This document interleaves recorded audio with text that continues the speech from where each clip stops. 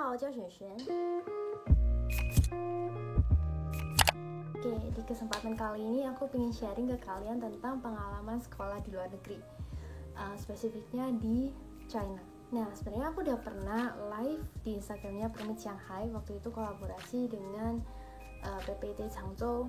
Di sana aku jelasin tentang kesempatan-kesempatan buat dapetin scholarship atau beasiswa di China. Nah, setelah itu udah banyak dari teman-teman yang nge-DM aku secara personal tanya tentang gimana sih cara apply-nya dan lain-lain. Lalu aku mikir kenapa nggak aku buatin video aja supaya lebih banyak teman-teman yang tahu tentang kesempatan ini. So first of all, buat teman-teman yang mungkin bertanya-tanya kenapa sih kok harus sekolah di luar negeri, mungkin buat kalian tertarik, kalian boleh lihat podcast aku taruh linknya di description box. Terus buat teman-teman yang tanya kenapa kok milih di China sih, jadi buat kalian mungkin tahu kalau misalnya China itu adalah negara yang berkembang.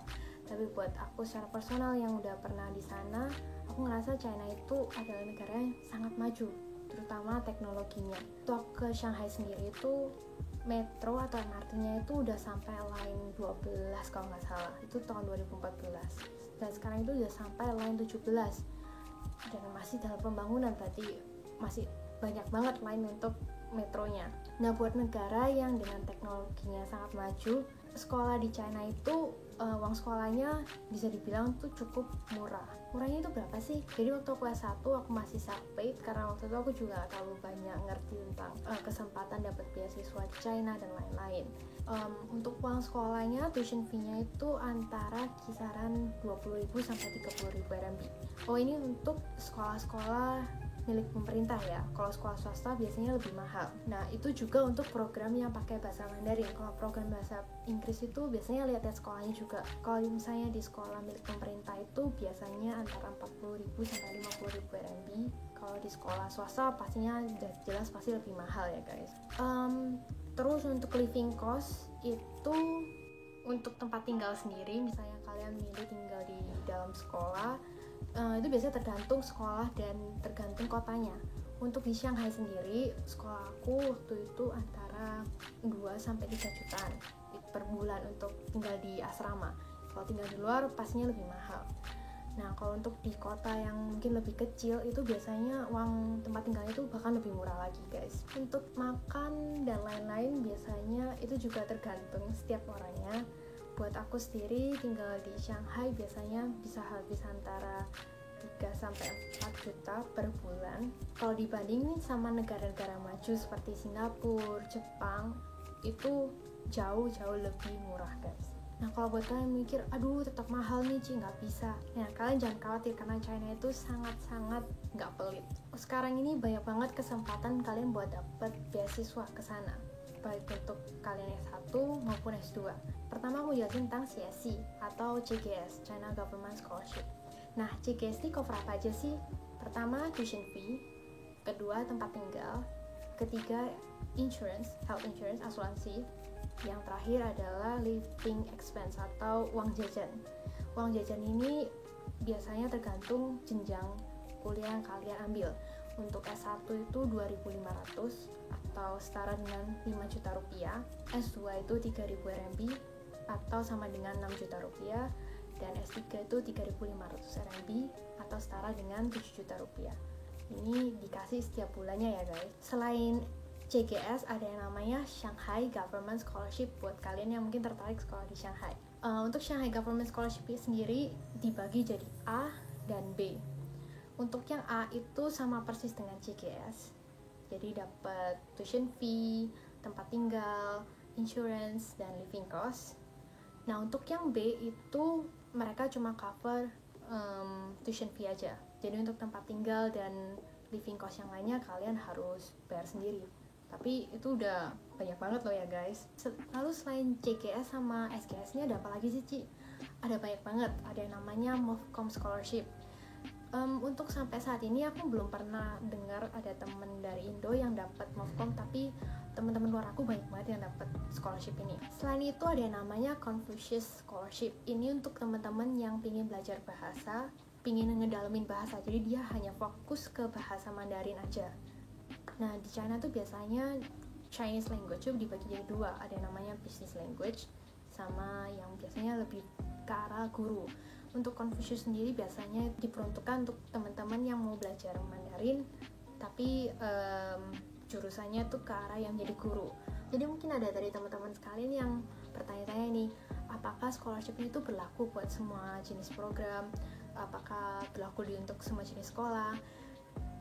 Untuk sekolah mana aja yang bisa dapat scholarship ini, kalian bisa cek langsung di website mereka. Mereka biasanya kurang lebih mencakup hampir semua universitas di China. Untuk programnya jadi begini, setahu aku SGS dan CSC ini mereka itu hanya cover sekolah yang tuition fee-nya atau uang sekolahnya tuh di antara 30.000 sampai 40.000 RMB. Jadi misalnya contoh kalian mau sekolah dalam program bahasa Inggris yang harganya yang tuition fee-nya 60.000 RMB. Artinya kalian harus menambahkan 30.000 RMB. Karena dari scholarship itu mereka hanya bisa cover 30.000 RMB-nya aja. Karena itu dianjurkan kalau kalian ambil scholarship itu ke sekolah milik pemerintah dalam program bahasa Mandarin, karena biasanya rata-rata sekolah dengan program bahasa Mandarin milik pemerintah itu uang sekolahnya pasti bisa ke cover sama scholarship-nya.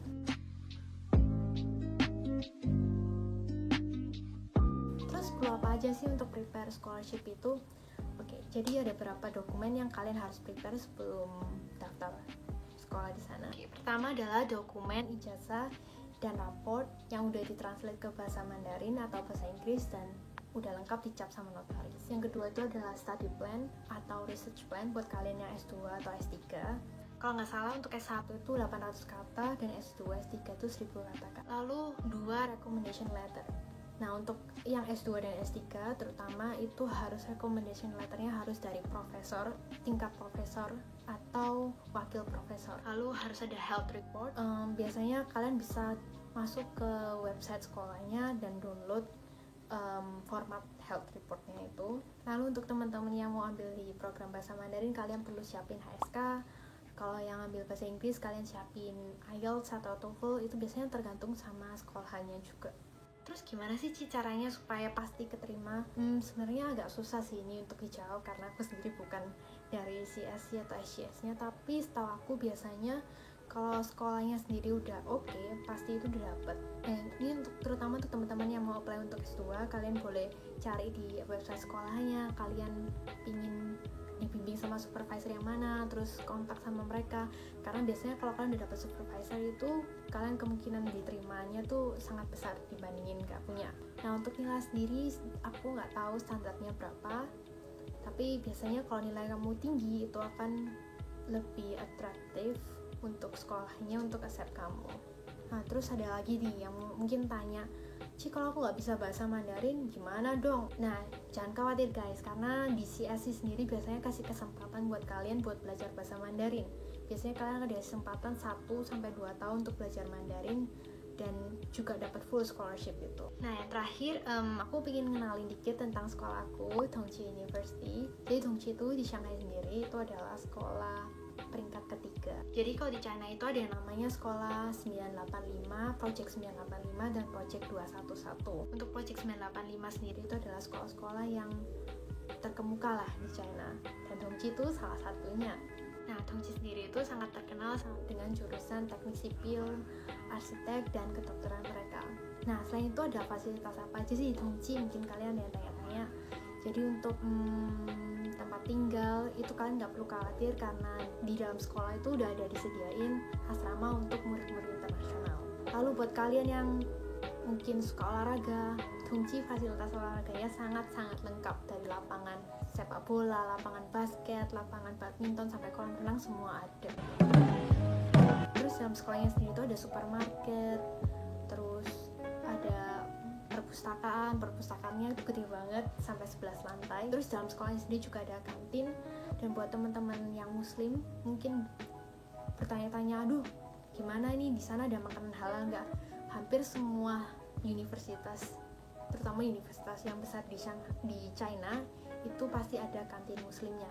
Nah untuk Tongji sendiri, kantin muslim itu tepat di sebelah asrama murid internasional, jadi jangan khawatir. Buat teman-teman yang mungkin tertarik untuk sekolah di Tongji, aku punya banget pamfletnya ini.